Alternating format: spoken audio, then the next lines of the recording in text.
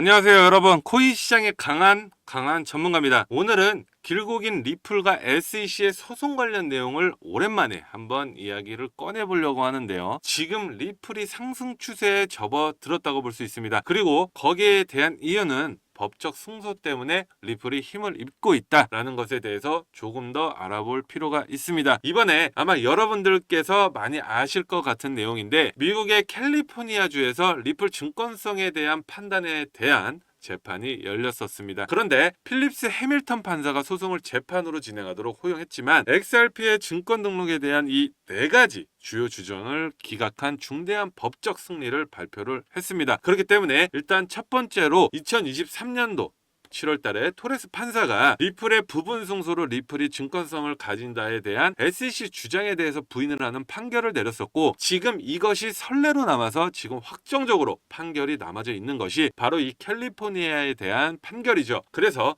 지금 이게 어떤 식으로 진행이 되고 있냐면, 리플의 최고 법률 책임자 스튜어트 알데로티가 분명히 말하면 CA 판사는 리플이 연방증권법을 위반했다는 모든 주장을 기각했다. 그렇기 때문에 우리는 증권이 아니다. 왜 자꾸 증권이라 그러냐? 그래서 XRP가 증권이 아니다라는 뉴욕의 판결은 흔들리지 않았다. 그래서 증권이 아니라 모양이 더욱더 경고해주고 있고, 이것이 의미하는 게 뭐겠습니까? 리플이 현재 SEC랑 진행 중인 항소심에 관련해서도 리플은 증권이 아니게 될 판결을 받을 확률이 굉장히 높습니다. 그렇기 때문에 지금 SEC가 취하고 있는 스탠스는 SEC와 리플 사이에 분명히 20억 달러의 벌금, 이게 하나로 따지면 거의 3조 원에 가까운 벌금을 2024년 3월 달에 요구를 했었지만, 지금 그 합의금에 대한 스탠스가 굉장히 대폭 할인이 되었다. 그리고 그 대폭적인 할인이 바로 이 SEC가 1억 달러로 합의를 볼 것이다라는 그 답변서가 제출이 되면서 거의 확실시되고 있는 분위기죠. 그래서 당초 SEC가 요구했던 20억 달러에서 리플의 합의금이 1억 달러로 거의 20배 가까이 줄어들게 된다 하면 당연히 1억 달러 낼만하죠. 그리고 이것이 의미하는 것 자체가 SEC에서도 현실 부정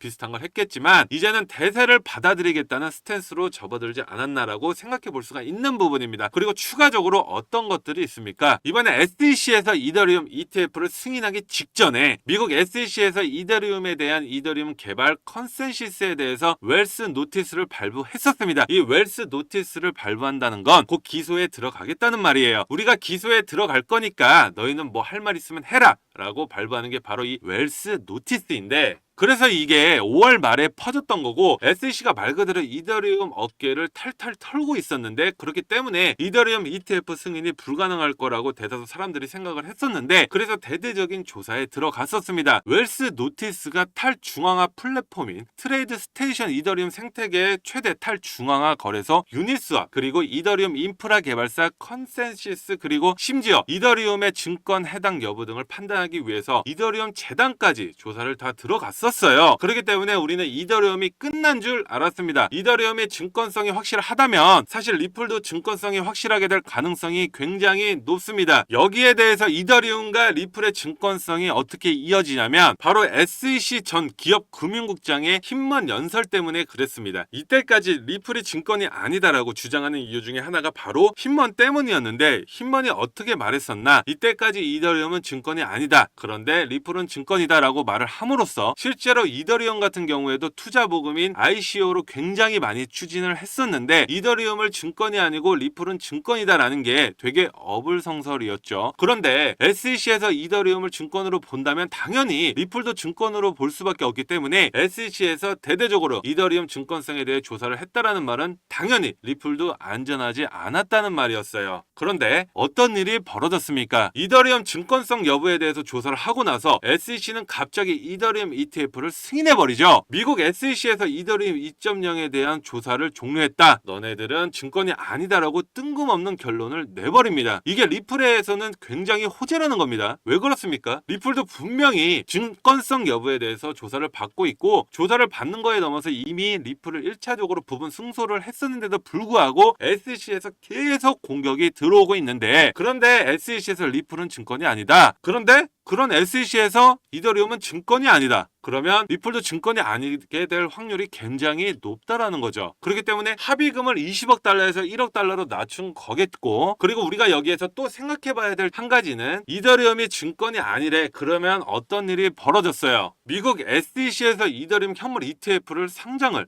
승인했단 말이죠. 이게 또 5월 말이에요. 여러분들, 그러니까 지금 SEC에서 벌이고 있는 행동이 뭐냐면 5월 말에는 SEC에서 이더리움 증권성 여부가 있다면서 탈탈 털겠다 했는데 뜬금없이 이놈들이 똑같은 5월 말에 SEC 이더리움 현물 ETF 상장을 승인해버렸네. 이거 뭐야? SEC에서 진짜 거의 기관의 역할을 한다는 거예요. 세력의 역할을 해주고 있다는 말입니다. 얘네들이 이더리움 증권에 대해서 조사를 들어가겠다 그러면 사람들이 이더리움 물량 다 털겠죠. 그런데 갑자기 이더리움에 대한 ETF를 승인한다. 그러면 이더리움 가격은 떡상을 합니다. 그러면 SEC 입장에서는 뭡니까? 저점에서 이더리움을 잡을 수 있게 도와준 거예요. 여러분들이 분명히 SEC가 미국의 기관들과 협업을 하고 있다라는 그런 의심에 대해서는 반드시 생각해 볼 필요가 있다라고 저는 생각을 합니다. 요새 리플 CEO가 직접적으로 XRP ETF에 대해서 말을 꺼내고 있단 말입니다. 이때까지는 XRP ETF에 대한 대답을 회피를 해왔어요. 그런데 이제는 6월 달부터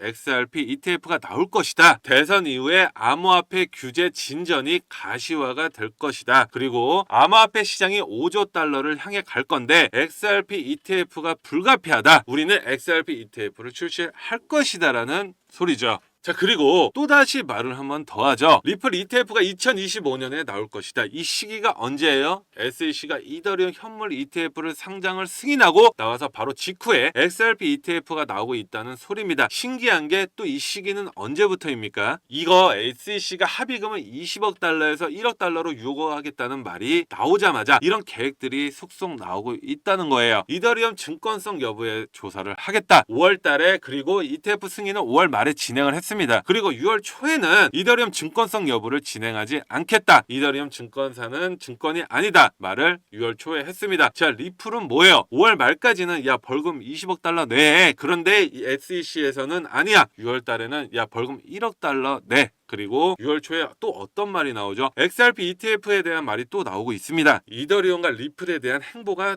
거의 흡사하죠. 그 중심에는 바로 이 SEC라는 애들이 있고요. 이 SEC는 이더리움과 리플에게 세력적인 역할을 해주고 있다는 점에서 의심을 충분히 해볼 필요가 있습니다. 그런 입장에서 이 리플 분명히 비상할 것이라고 생각을 하고 있습니다. 여러분들께서 제 주관적인 인사이트를 믿지 않으셔도 돼요. 이거는 말 그대로 주관적이긴 하지만 제가 여러분들께 드린 팩트를 한 번쯤은 생각해 보시고 공부를 해보셨으면 좋겠습니다. 당연히 공부는 필수예요. 자, 그럼 마지막으로 저희 구독자분들을 위해서 특별한 선물을 하나 준비를 했습니다. 코인 투자에 어려움을 느끼시는 분들에게 도움이 되는 내용이니까 아주 잠깐 1분 정도만 더 집중해서 들어주세요. 처음 주식 접하셨을 때 그 용어와 개념들이 낯설고 어렵진 않으셨나요? 코인으로 돈을 벌었다는 사람들 보면 정말 감이 좋아서 돈을 벌었을까요? 주식과 코인으로 돈을 번 건 다들 코인에 대한 분석을 하고 공부를 했기 때문에 돈을 번 겁니다. 처음 코인 해본 분들은 다들 아시잖아요. 인터넷 혹은 지인에게 추천받아서 산 코인 얼마나 오르겠어요. 그렇게 몇천 원, 몇만 원 오르는 거 가지고 이득 봤다고 말할 수가 없겠죠. 큰 수익을 번 사람들은 다 공부를 했기 때문에 좋은 정보를 셀렉해서 수익이 난 것입니다. 코인 이론 솔직히 공부하기 너무나도 어렵죠. 유튜브에 있는 무료 강의나 외부 유료 강의 듣자 하니 딴소리를 하거나 공부방에 초대하거나 혹은 어려운 말만 많이 하죠. 제가 준비한 선물은 바로 이 코인에 대한 책입니다. 코인을 처음 시작할 때 배운 내용을 하나하나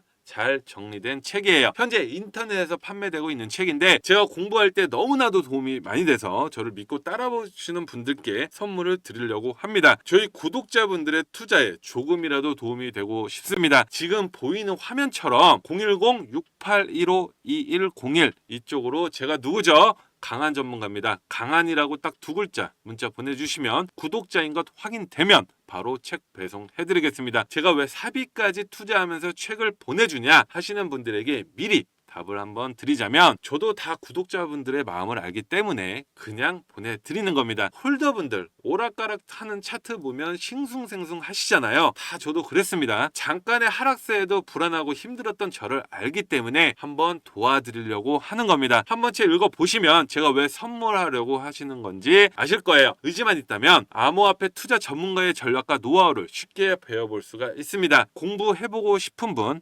010-6815-2101 이쪽으로 강한이라고 문자 보내주시면 책 발송 바로 도와드리겠습니다. 제 마음과 노력이 구독자분들께 닿았길 바라며 채널 구독과 좋아요 그리고 알람 설정까지 부탁드리며 앞으로도 제 채널을 많이 사랑해 주셨으면 좋겠습니다. 지금까지 시청해 주셔서 너무나도 감사합니다.